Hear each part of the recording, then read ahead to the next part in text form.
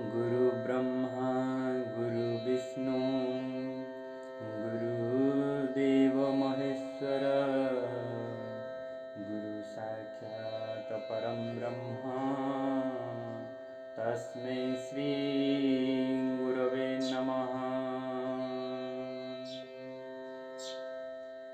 आज हूँ जगद्गुरु आदि शंकराचार्य जयंती। बैशाख मास शुक्ल पंचमी तिथि शंकर रूपी आचार्य शंकर माँ विशिष्टा गर्भरू जन्मग्रहण करथिले। जगद्गुरु आचार्य शंकर हेउचंती जुगस्रष्टा पवित्र और महान भारतीय संस्कृति तथा दार्शनिक चिंताधारार वास्तव प्रतिनिधि। भारतवर्षर सांस्कृतिक और राजनैतिक संहति और अखंडता को प्रतिष्ठा करने उद्देश्य से पदव्रजरे एही पुण्यभूमि परिभ्रमण करथिले एवं अखंडतार वार्ता प्रचार करिसंती। आदि शंकराचार्य ज्ञान भक्ति एवं कर्मयोगर त्रिवेणी संगम दिशाहरा मानव समाज को जुग जुग धरी आध्यात्मिक चिंता और चेतनार उद्बुद्ध करने निमंते एही ज्ञान भक्ति और कर्मर अपूर्व समन्वयात्मक उदार दर्शन कराइछंती। से विश्वर कल्याण साधन पाई निजर अलौकिक व्यक्तित्व और असाधारण कृतित्व बलरे सफल प्रयास करिछंती। बहु आदिम कालरू प्रचलित होई आसुथिबा वेद प्रतिपादित धर्म ही सनातन धर्म।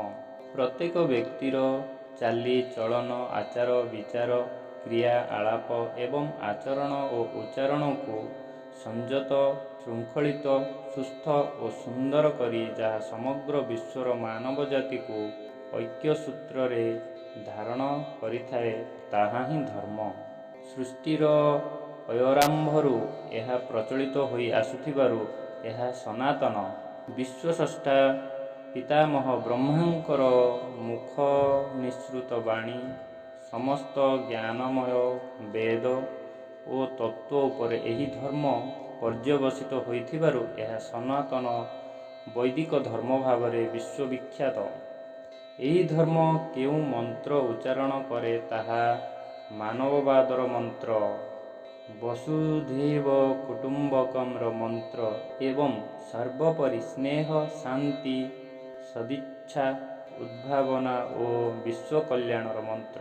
जेतेबेले एही सारस्वत सनातन वैदिक धर्म उपरे कौनसी कारणरू किछि आंच आसी थाए बा एहार अवक्षय घटी थाए सेतेबेले जणे जणे जुगस्रष्टा एही भूपृष्ठर आविर्भाव होई एही धर्म को रक्षा करिथांती एवं एहाकू रक्षा करिबा पाई समग्र मनुष्य समाज को उत्साह उद्दीपना एवं प्रेरणा देइथांती। एही धर्मर जेतेबेले रक्षा करा जाए सेतेबेले समग्र विश्व सुरक्षित होइथाए।